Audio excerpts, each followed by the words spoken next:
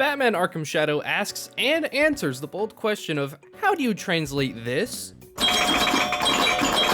into first person, but also how do you do that in VR? I mean, Batman basically turns into the world's most muscular pinball in these games, and now you want me to see through the eyes of said pinball?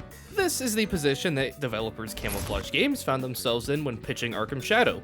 And I gotta say, that is quite a terrifying position to be in. Camouflage's previous title, Iron Man VR, succeeded at, well, being an Iron Man game because flying and shooting is all done with his hands, and translating it into VR is a natural fit. This brings us to what I like to call a tale of two Ryans, with Ryan Payton, the head of Camouflage Games, and Ryan Darcy, the design director at Camouflage. When starting development on Arkham Shadow, Ryan Payton was struggling with trying to imagine how free-flow combat could even work in VR.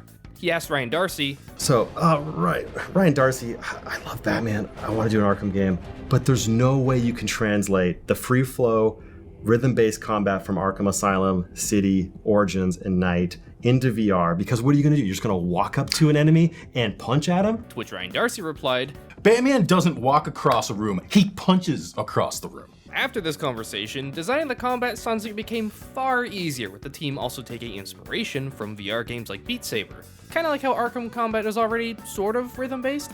Alright, I've rambled on for long enough, so I think it's time to finally, get into detail about how the combat works. Combat in Arkham Shadow begins with, well, punching. Just make a fist, look at an enemy, and punch towards them to become a 200-pound missile of meat. Once you engage the enemy, you'll see what the game calls combat widgets pop up. These guide your combo and is where you can easily see the Beat Saber influence. Accurately hitting these combat widgets builds up your combo meter, just like in regular Arkham games. This allows you to get a higher score, resulting in more XP, and of course, pulling off combo moves. Successfully attacking an enemy will knock them to the ground, letting you jump onto them and just absolutely wail on them. There's no pattern or timing here, just punch as fast as you possibly can. Just be careful and don't smash one of your controllers into your other hand. It hurts. Countering enemy attacks is a core pillar of Arkham combat, and it of course returns in this game and is surprisingly intuitive.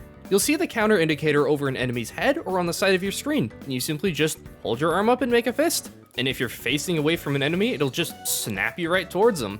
This did feel kind of weird at first with, getting spun around in different directions, but honestly, the more you do it, the more you really get used to it. Something I was really curious about when first playing this game was how they would handle doing combo moves. But it all just kind of makes sense. There's a dedicated button to activate the combo, and you can perform a variety of actions resulting in a combo move. See, developing VR games is awesome because if you know what you're doing, you technically have 360 degrees of buttons at your disposal anytime. Now, I have heard some people complain about this game's combat, saying it's too guided, it's too restrictive, but the truth is, I don't think this game would work without the more restrictive and guided combat. I think there's a decent amount of VR users out there who want every melee system to be fully physics-based and free, like how Blade and Sorcery and Bone Lab handle melee. And that's fine, it can be really, really fun in those games. But it can also be janky, and kinda boring.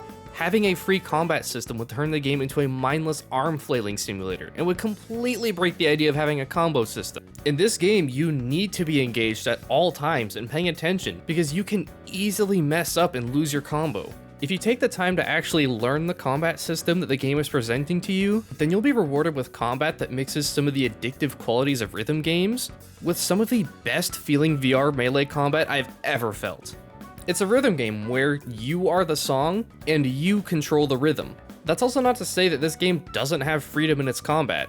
Freedom in the Arkham games comes from enemy prioritization and using all the tools at your disposal, and Arkham Shadow absolutely nails this. All of Batman's gadgets are built right into your suit for quick and easy access at all times. Your battering is on your chest, just like Robert Pattinson's Batman, explosive gel is on your right hip, sequencer and disruptor on your left hip, smoke bombs on your left arm, and the bat claw is built right into your grapple gun. The shot gloves also make a return. These activate when at a high combo, and they make you do more damage along with giving you further lunge range. You do lose the shot gloves though if you use your special combo move, so you gotta make that choice. Learning the muscle memory for all these gadgets has been so satisfying.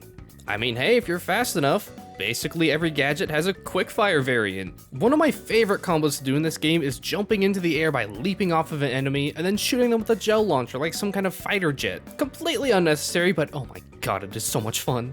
Beatdowns even return in this game, and these have to be probably my favorite mechanic. Just grab the side of your cape and flick it, and now you get to punch as fast as you possibly can. It is so satisfying. But again, just please be careful and don't lose track of where your hands are. Most of the enemy types you'd expect return too. You've got the regular guys, armored guys, stun baton guys, shield guys, and knife guys. The blade takedown is so cool in this game. You have to physically dodge the knife, and then you just snap the dude's arm. Yeah, this game really lets you experience just how brutal Arkham Batman is, because now you're the one doing everything. Usually when there's one enemy left, you get to perform a finisher on them. And this can range from things like just grabbing a guy and kicking him to folding his leg in half like a piece of paper. This one never gets old. All of the different moves and combos you pull off in this game are incredible. But we also gotta talk about the absolutely amazing animations and sound design. Every single punch you throw just sounds so good, and enemies have the most over-exaggerated hit animations I think I've seen in a VR game. These two paired together is just so satisfying.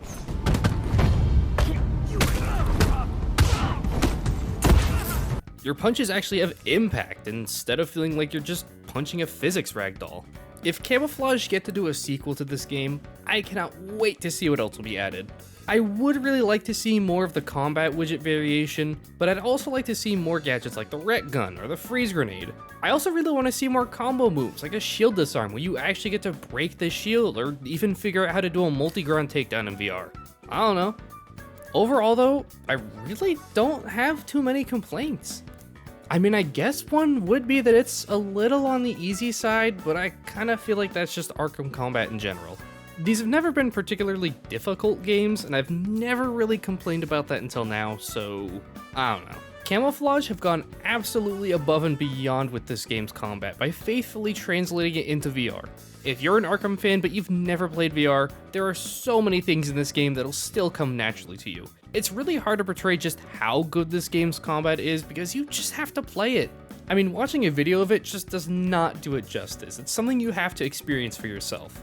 If you've been on the fence about this game or you've had any mixed opinions on the game's combat, I hope this video helped change your mind a bit, or at least maybe move you in that direction. Anyways, that's enough of me gushing about this game for now, but I wouldn't be surprised if I gush about it even more in the future. If you're interested in whatever I do next, then feel free to subscribe and check out whatever else I have going on. Anyways, until next time, I'll see you guys later.